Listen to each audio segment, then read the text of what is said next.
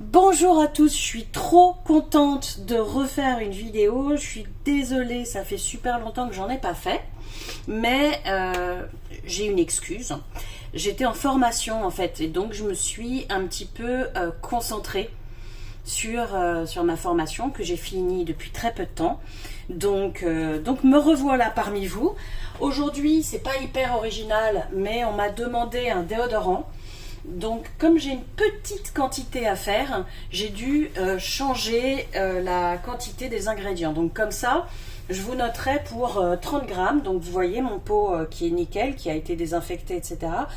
Donc c'est un pot de 30 grammes. Je vous noterai dans la description la quantité qu'il faudra pour un pot de 30 grammes. Voilà, j'ai préparé tous les ingrédients qui sont ici, comme vous voyez, et qui sont en train de chauffer.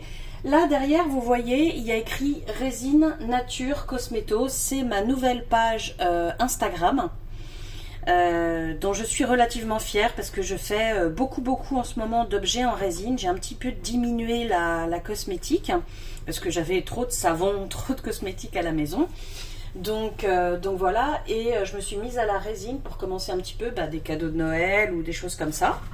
Et puis écoutez, la page que j'ai commencé, elle roule petit à petit, ça monte et ça fait plaisir.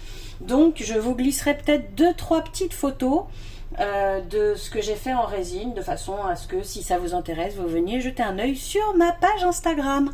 Voilà, écoutez, en attendant que ça fonde, je vais vous laisser et on se revoit dans quelques petites minutes. À tout de suite.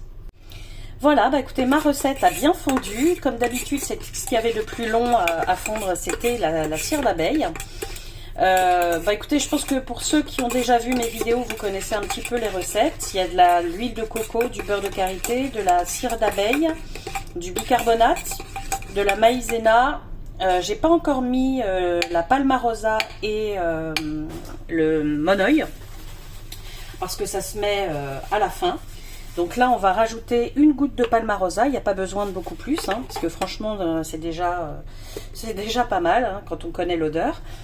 Et j'ai mis un petit peu plus que prévu. Je devais mettre 0,5 g de fragrance, mais dans une seringue de 20 ml, mettre 0,5 g de fragrance, c'est pas hyper facile. Donc il y a 1 gramme. Voilà. Enfin 1 millilitre. Donc là on va rajouter l'huile de palmarosa. Voilà. On met juste une seule goutte. Voilà. Il va falloir bien mélanger parce que ça prend quand même une odeur très forte. Vous voyez, regardez la texture. Hop, ça c'est avant que ça aille au frigo. Faut pas mélanger trop fort parce que c'est quand même un peu violent pour les casseroles. Et là vous voyez, il y a mon millilitre de fragrance monoeil. Et il faut bien ça pour enlever l'odeur du palmarosa. Hop.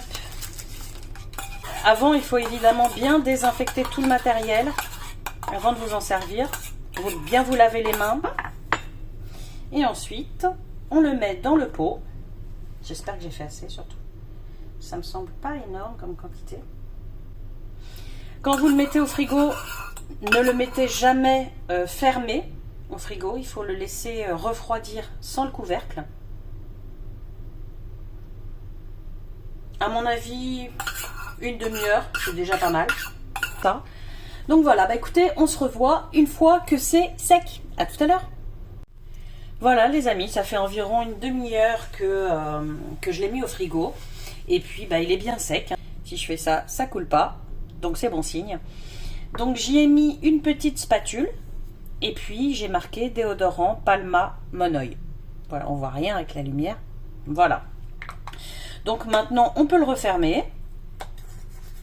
Et puis c'est parti pour un petit cadeau. Voilà, écoutez, j'espère que cette revue vous a plu. N'hésitez pas à mettre un petit commentaire, à liker, à commenter, etc. Bon, moi j'adore tout ça. Et puis si vous voulez faire un petit tour sur ma page Insta et puis me mettre des petits messages, j'en serais ravie. Voilà, écoutez, je vous dis à très bientôt. Prenez soin de vous et de vos proches. Bye bye.